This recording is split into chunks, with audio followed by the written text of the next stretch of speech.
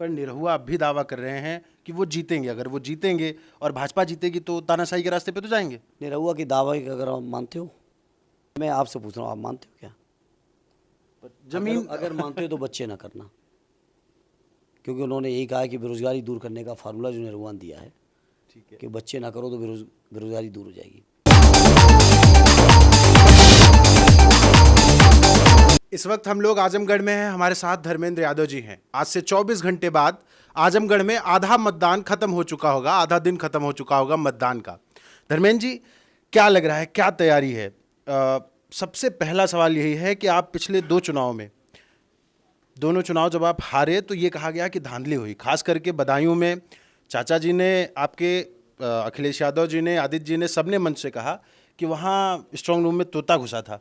इस बार क्या तैयारी है जैसा बूथ चाचा पे? ने और इस बात को कहा है कि तोता उड़ा देंगे इस बार, और हम नहीं उड़ा देंगे, जनता उड़ा देगी। पर इंडिया गठबंधन के सामने एनडीए कह रहा है कि 400 सीट ला रहे हैं, उनको जनता पे आपसे ज़्यादा भरोसा नजर आ रहा है। अब देखिए, जो बोलना हो बोलने दीजिए।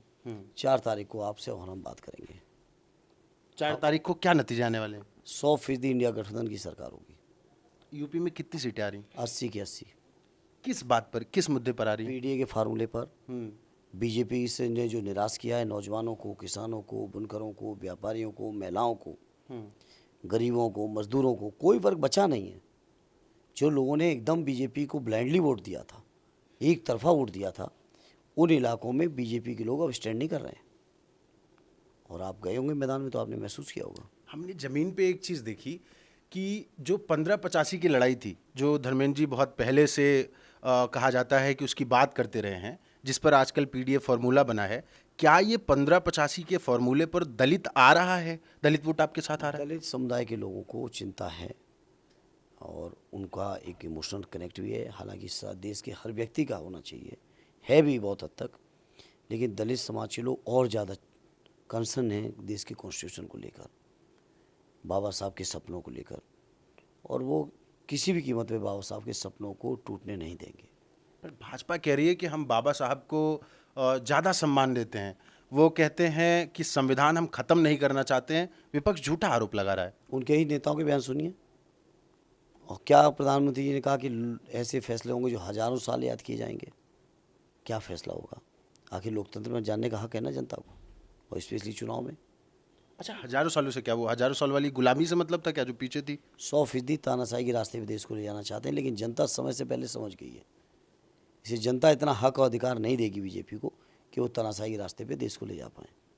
पर निरहुआ अब भी दावा कर रहे हैं कि वो जीतेंगे। अगर वो जीतेंगे और भाजपा जीतेगी तो तानाशाही के रास्ते पे तो जाएंगे। निरहुआ की दावा अगर आप मानते हो, मैं आप ही से पूछता हूँ। नहीं नहीं, हमारे कुछ साथी इंटरव्यू करने गए थे, उन्होंने कहा कि आप तो खिलाफ बोल रहे हो। मैं आपसे पूछ रहा हूँ, आप मानते हो क्या? जमीन अगर मानते हो तो बच्चे ना करना, क्योंकि उन्होंने यही कहा है कि बेरोजगारी दूर करने का फार्मूला जो निरहुआ ने दिया है ठीक है। कि बच्चे ना करो तो बेरोजगारी दूर हो जाएगी। ये फार्मूला दिया निरहुआ ने। ये बच्चों वाले से मामला परिवार पे आ जाता है और बार बार भाजपा वाले परिवार की बात बड़ी कर रहे हैं। तो परिवार वालों से वोट ना मांगे, परिवार वालों को टिकट ना दे, ना दे। पर चिंता किसकी कर रहे हैं फिर? अनाज किसको बांटेंगे, टॉयलेट किसको देंगे, गैस सिलेंडर किसको देंगे?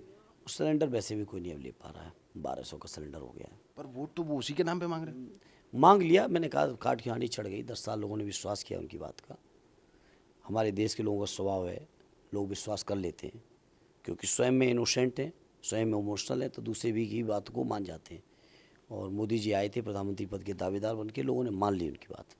लेकिन अब 10 साल झेलने के बाद अब कोई नहीं मानेगा। अब तो हालत ये हो गई है कि सच भी बोलेंगे बीजेपी के लोग, तब भी लोग नहीं मानेंगे। सच कहें तो झूठ लगता है। नहीं, अब वो जितना झूठ बोल चुके हैं ना, एक जो भरोसा होता है, विश्वास होता है, वो ख़त्म हो गई उनकी। पर वो आरोप लगाते हैं कि वो झूठ झूठ बोल लें तब भी विपक्ष जो है दिखता नहीं है। उनका ये कहना है कि विपक्ष वाले एसी के कमरों से राजनीति करते हैं। अरे वो छोड़िए, एसी के कमरों से कर रहे हैं कि हम लोग तपती धूप में कर रहे हैं, जनता जानती है। जनता जानती है। जनता कल मैं आपकी रैली के बाद आपसे मिला भी था, आपके कपड़े धूल से सने थे। आखिरी सवाल ये है मेरा कि 5 साल तक समाजवाद की गढ़ था आजमगढ़, और इसकी संसदीय सीट आपसे दूर रही। आप जब 5 साल बाद मौका पाने वाले हैं, जैसा कि आप कह रहे हैं, तो सबसे पहला काम क्या करेंगे आजमगढ़ में?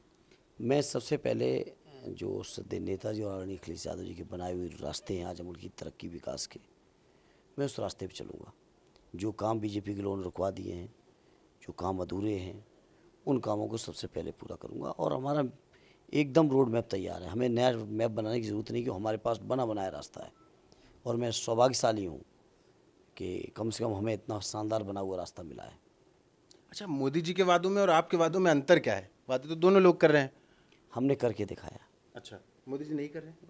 आप बता दो, क्या 15 करोड़ आपके खाते में आए? स्विस बैंक से कुछ पैसा आ गया क्या? क्या मान लो बेरोज़गारी ख़त्म हो गई, महंगाई ख़त्म हो गई? तो अगर 10 साल का ट्रैक रिकॉर्ड है आपके सामने। ठीक है, हमसे धर्मेंद्र जी ये पूछ रहे हैं कि आप खुद बताइए कि यहाँ निरहुआ का क्या होने वाला है, भाजपा का क्या होने वाला है, और ये हम नहीं बता सकते, जनता बता सकती है। तो हमारे कमेंट बॉक्स में बताइएगा और बने रहिए हमारे साथ। अपनी चुनाव यात्रा में बाकी जगह के भी दौरे कराते रहेंगे। धन्यवाद।